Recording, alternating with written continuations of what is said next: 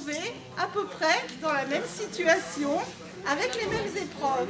Et c'est parti pour 2 heures d'épreuve, à commencer par une dictée avec des phrases à rallonge. Certains considèrent que le niveau baisse, mais ce qui ressort de cet examen, c'est que l'on n'attendait pas les mêmes connaissances en 1950 qu'aujourd'hui. C'est vrai qu'au niveau orthographe, ce n'est plus ce que c'était.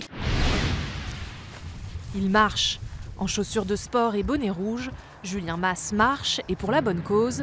En partenariat avec l'association Le Refuge, il passe de ville en ville pour aborder un sujet parfois sensible dans nos communes rurales, l'homosexualité. Pouvoir discuter assez simplement d'homosexualité qui peut être un sujet avec lequel on n'est pas toujours à l'aise et ça se comprend tout à fait, donc c'est simplement permettre une discussion. Silex and the City, une saga familiale née en 2009 sous le crayon du dessinateur. 40 000 ans avant notre ère, l'actualité en habit préhistorique séduit les amoureux du 9e art. Peggy Mulot, directrice de médiathèque dans les Deux-Sèvres, en dévore une quinzaine par mois.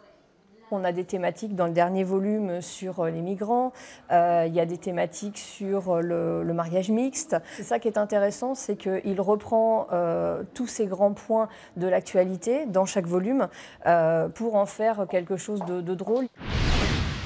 Cette parcelle expérimentale est entretenue par ce petit robot. Il s'appelle Ose et une fois par semaine, il désherbe ses 60 pieds de framboisier. Sa griffe de binage retourne la terre et déracine les mauvaises herbes. Une opération très fastidieuse à la main, souvent effectuée à l'aide d'herbicides chimiques. C'est là que le petit robot trouve tout son intérêt, une aide précieuse pour le maraîchage bio. Des forever et des ti amo, des serments du monde entier, des promesses d'amour scellées par quelques grammes d'acier. Tous ces cadenas seront vendus aux enchères, 165 lots, de quelques pièces isolées jusqu'à la grille entière d'une demi-tonne. Voici la villa la plus célèbre du Touquet, le nid douillet des Macron. Devant, des crépitements d'appareils photo et même des selfies. Ici, le nouveau président à la cote, enfin, surtout sa demeure.